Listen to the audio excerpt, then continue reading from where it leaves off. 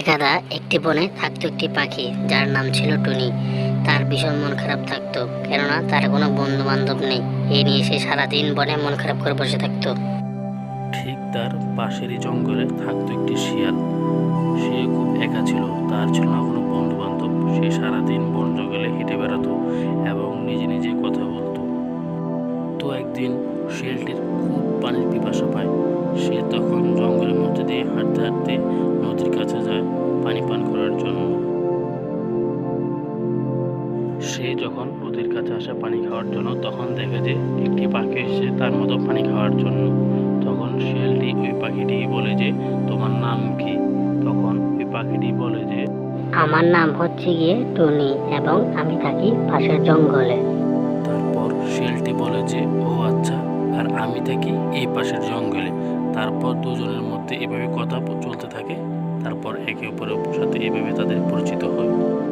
তারপর শিয়ালটি তার বাসায় চলে আসে এবং সে বাসায় এসে ঘুমিয়ে পড়ে। পরের দিন সকালবেলায় শিয়ালটি জঙ্গলের মধ্যে হাঁটতে হাঁটতে নদীর পাড়ে চলে যায় এবং সেই নদীর পাড়ে এসে ভাবতে থাকে যে তার যদি আবার টুনির সাথে দেখা হতো।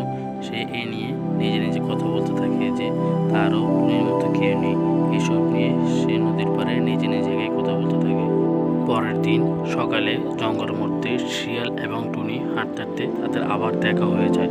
তখন শিয়ালটি বলে যে, আরে টুনি, কেমন আছো তুমি? তখন টুনি বলে, আমি ভালো আছি, তুমি কেমন আছো শিয়াল? তখন শিয়ালটি বলে যে, আমিও ভালো আছি, যাই হোক তোমার সাথে আবার দেখা হয়ে ভালো লাগলো। তারপর শিয়ালটি বলতে থাকে যে তার এই জঙ্গলে কেউ নেই, তার বন্ধু বান্ধব এমনকি মা বাবাও নেই। সে সারাদিন জঙ্গলে একা থাকে। এই কথাগুলি বলতে বলতে সে ভীষণ মন খারাপ করে ফেলে। তখন টুনি বলে যে, তখন টুনি বলতে থাকে যে, আরে বোকা, আমি আছি না, আজকে থেকে আমি তোমার বন্ধু। এবং শিয়ালটি টুনিকে ভীষণ ধন্যবাদ জানায় যে তার বন্ধু হওয়ার জন্য। তারপর তারা দুজনকে বলতে থাকে যে আবার দেখা হবে। এই বলে তারা দুজন বাড়ির